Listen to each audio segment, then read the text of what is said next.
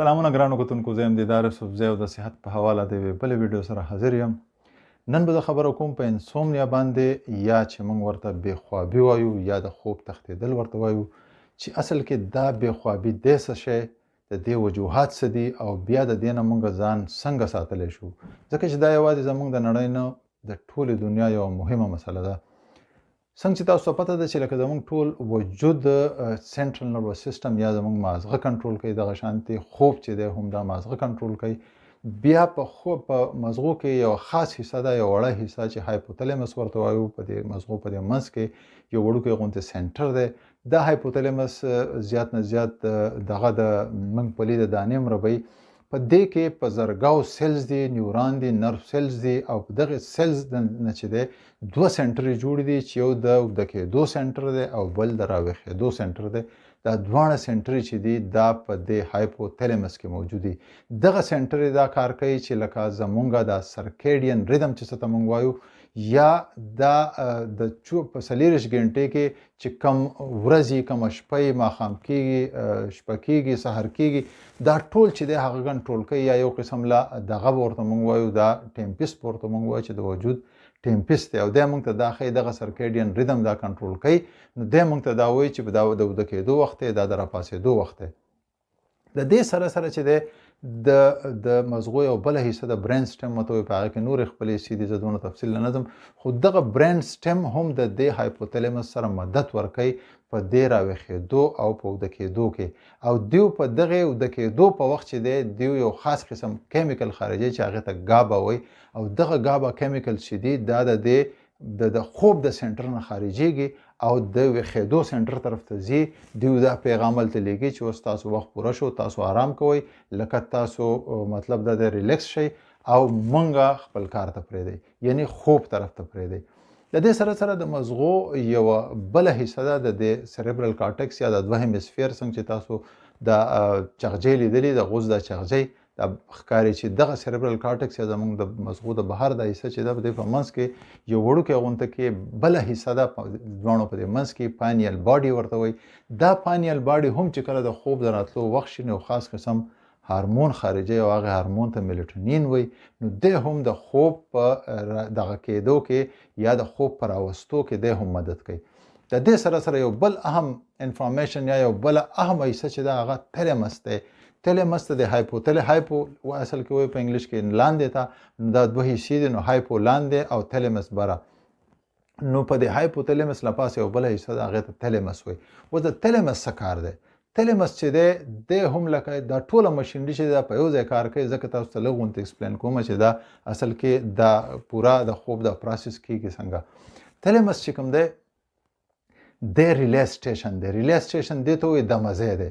دلته چې څومره انفارمیشن راځي نو دلته دمه کېږي او دی بیا په خپل وخت یا په قلاره مزغو ته یا د بهر دا مازغه چې کوم دی سریبرل هیمسفیر چې کوم دی دې ته یې لیږي چې اوس د دې سره څه وکړو. هغه انفارمیشن چې راځي اوس فرض کړئ که د جنګ انفارمیشن نو دی وایي چې اوس تېښته کوو، که جنګ کوو، که پلانینګ کولی، که هر څه چې کولی، نو دی هغې مازغو ته راځي او مازغه چې یخ ساتي او مازغه د هغې مطابق بیا چې دی خپل پلانینګ کوي. نو په دې خوب په دې وخت کې چې دی دا تلمس داسې کار وکړي چې څومره انفارمیشن ورته راځي نو دی د ځان سره وساتي، دی بره نه لیږي.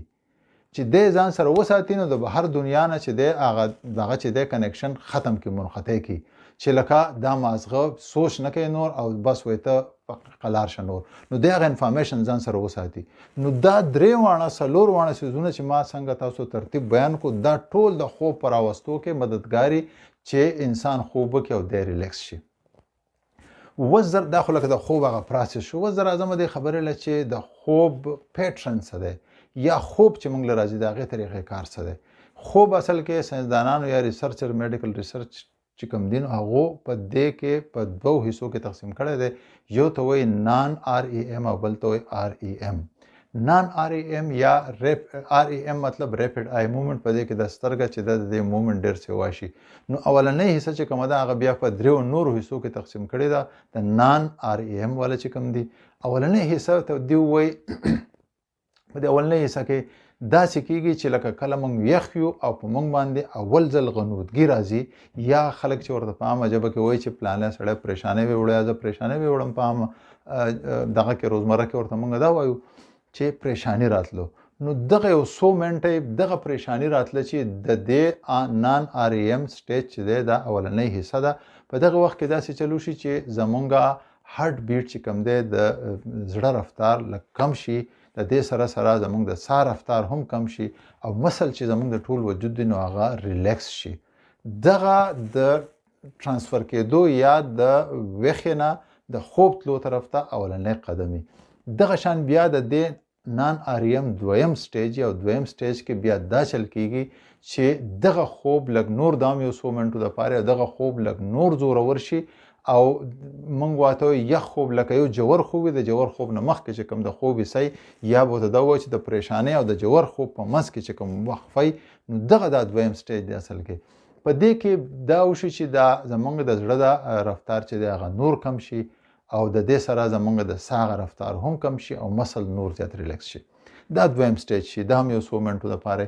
بیا دریم سټیج د دې نان آر ای ایم راشي دریم سټیج کې دغه څیزونه چې دي هغه نور سیوا شي او انسان چې دی په جوور خوب باندې ورشي په دغه وخت کې د درې واړه سنټري چې دي د خپل کار شروع کړی څنګه چې ما وویل هایپوتلمس د دې سره چې دی بیا هغه تلمس هغه کار بیا پانیل باډي هغه کار دغه ټول سنټرو چې دی خپل کار شروع کړی او دا موږ ته خوب طرف ته موږ بیایي دغه جوور خوب چې عموما په د شپې د نیمې پورې یا لکه نیمه حصه د خوب چې دغه جوور خوب په دغه کې انسان ورشي او د ښه ریلیکس شي په دې وخت کې چې دی نه د هارت بیټ ډیر کم شوی د ساه اخیستل چې دی هغه ښه کم شوی مسل دی ښه ریلیکس شوی او دی ښه په آرام کې د دې په دې خوب نه راویښېدل هم لږ ګرانې که څوک تاسو په دغه خوب نه راویښوئ نو د هغه راویښول لږ ګرانې د دې نه پس بیا دویم سټیج شروع کېږي چې هغې ته آر ای ایم یا ریپډ آی مومنټ وایي او څومره چې موږ خوبونه وینو نو دا هم تقریبا د زه به ورته ووایم چې څه کم 100% چې دي هغه په دې کې موږ دا خوبونه وینو په دې کې څه چل کېږي په دې سټیج کې دا چلو شي چې کله سړی انسان وده شي یوې نیمې 2 غنټو نه پس د دې سټیج هغه د علامات پکې هم شروع شي په دې سټیج کې داسې کېږي چې دغه اصل کې دغه ما چې کوم خبر وکړه د تلمس چې کوم دی هغه کم چې ځان سره انفارمیشن نیولی او کم چې یو ریلی سټیشن هغه انفارمیشن راویښ شي او هغه انفارمیشن سریبرل کارټکس ته دغه کې ور روان کې ور پرېږدي ځکه چې سریبرل کارټکس ته هغه انفارمیشن پرېږدي نو هغه بیا اکټیو شي دی چې کله اکټیو شي نو دا سترګې چې دی ریپډ آی مومنټ شروع کړي زموږ دا سترګې که اصل کې بندې همي خو دننه دا داسې زر زر رقیږي انسان ته پته نه لګي خو دا په دغه سټیج کې چې دی دا رقیږي دې ته ځکه وایي ریپډ آی مومنټ سټیج د خوب ده ښه په دې کې څه کېږي اوس په دې کې دا څیزونه ټول الټه شي په دې کې د هارت ریټ چې دی هغه سیوا شي دومره سیوا شي څومره چې زموږ په ویښ مونږ کار کوو یا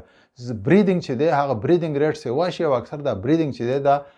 دغه غونته کوم شي اب نارمل هم شي د دې دا سایکل چې دی لکه بعض وخت زر زر ساه اخیستل بعض وخت رو ساه اخیستل ګډوډ غونته کې شي د دې سره دغه چې کوم دی دا بلډ پریشر چې دی دا هم دومره وخیږي چې د انسان چې کله ویښ یو دی چې کارونه کوي دا وخیږي په دې وخت کې د خوبونه یې ځکه چې خوب ځکه یې چې دغه تلمس چې د انفارمیشن ریلیز کړو اوس هلته چې د برین اکټیو شو او د مختلف قسمه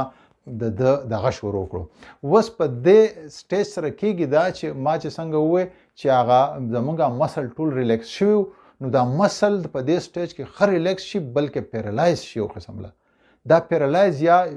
فالج زده چې ورته موږ وایو خلک بالکل د ړقېدو نه نو انسان چې کله خوب ویني نو دی لکه کو منډه وهي ځان ړقې خو دی ړقېږي نه د هغې وجه ده چې دی هغه اکټینګ نشي کولی په هغې کې البته هغه پروسس چې هغه روان وي نو دی ستا هغه خوب ډسټرب کوي دغه خوب چې دی اکثر بیا ستا په دې جنرل یا ډیلی اکټیویټیز باندې منحصر زیاته تر او په دې کې لکه د سړي هغه ساه هم ګډوډي او په دې کې هارت ریټ هم سیوا کېدی شي په دې نه ناڅاپي سړی د هرې نه راخېدی هم شي خو ستا لاس او خپې چې دي هغه پیرالایز نو ته پکې اکټینګ نشي کولی نو دا او دا په منځ کې خوب دغه چې ختم شي د دې دا سلسله چې ختمه شي نو بیا د نان ریپډ آی مومنټ هغه سټیج بیا شروع شي بیا ته په دغه کې ورشي بیا هغه پروسس د یو ځای نه شروع شي نو په خوب کې رايښ شي نو بیا غنودګي او بیا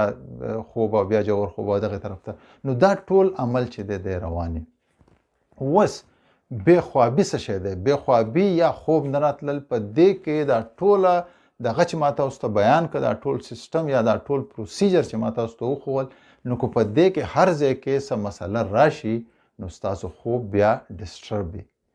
آیا هایپوتلمس خپل کار ونه کړي، سرکیډین ریدم ستاسو ډسټرب شي، د دې سره سره که تلمس کار ونه کړي، تلمس څه کار ونه کړي چې تاسو انفارمیشن ونه نیسي خو هغه ریلیز کوي په مخه او دا سوچونه رواني، نو ستا برین اکټیو چې کله ستا برین اکټیو نه تاله خوب نه راځي. اوس په دې کې د دې وجوهات د ټولو نه غټه وجه چې دا هغه سټرس دی. سټرس یا موږ چې ورته تناو وایو، دا سټرس چې دی ستاسو ذهني هم کیدی شي، نفسیاتي هم کیدی شي، ایموشنل چې څه ته وایي هغه هم کیدی شي، بدني هم کیدی شي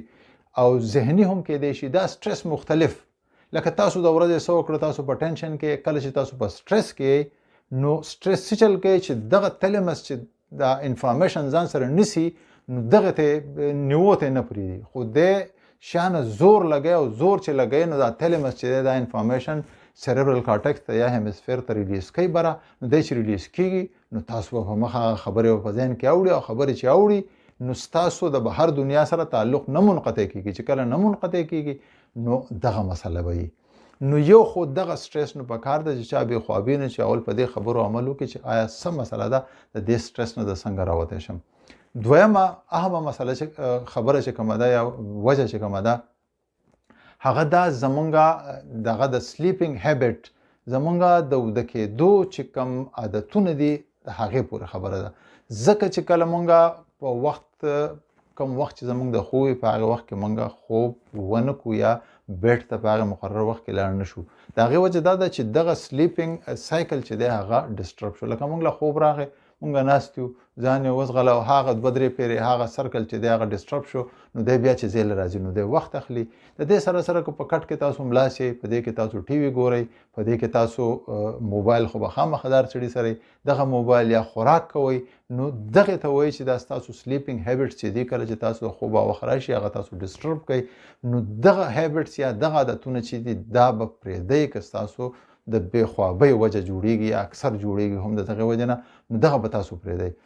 بله اهمه مسله چې کومه ده هغه زموږ سکیجول دی یا روټین ورک چې مونږ کوو یا کار چې مونږ کوو. اصل کې مونږ ځینې خلک داسې چې د شپې کار کوي او د شپې چې کار کوي یا سهار وختي راپاڅي، نو دغه وخت کې هم ستاسو سرکیډین ریدم څنګه چې ما تاسو ته خبره وکړه چې په هایپوتلمس کې کوم سنټر دی هغه دا وایي چې دا ورځ ده او دا شپه ده. نو کله چې ته د شپې ویښېږې نو هغه دا نه مني، هغه وایي چې دا خو شپه ده، د خوب وخت نه تاله ځکه خوب درځي. کله چې بیا ته د ورځې وده کېږي نو وایي دا خو ورځ ده، خوب وخت نه دی تاله، بیا خوب نه درځي. نو دغه سرکیډین ریدم چې دی دغه چې ډسټرب شي نو په دغه وجه باندې هم بیا ستاسو د بېخوابۍ ښکار شي. نو که ډېره مجبوري نه نو په کار ده چې د شپې خوب کوئ، ځکه چې دغه سرکیډین ریدم ډسټرب کېږي. اکثره لکه د دې ځای نه اوس 12 غنټې یا 11 غنټې زمونږ د پاکستان او د کاناډا